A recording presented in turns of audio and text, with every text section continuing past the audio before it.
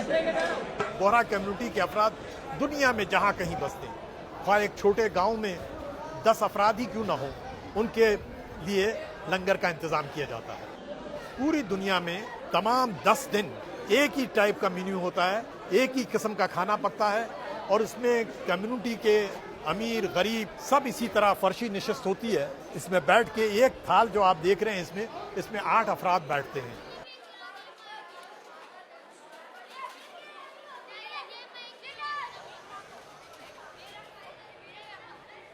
कराची में 40,000 से ज़्यादा अफराद रोज़ाना तनाउल करते हैं और ये दोपहर को भी होता है खाना, रात की मजलिस के बाद डिनर सर्व किया जाता है।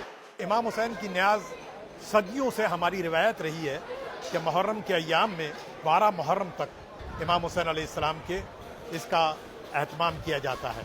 અને वो शख्स ने पूछे थे कि તમને કઈ કામ છે કેમ આયા છો? वो મર્દે કહ્યું कि આ બેતુલ્લાહ બનાવવાનું।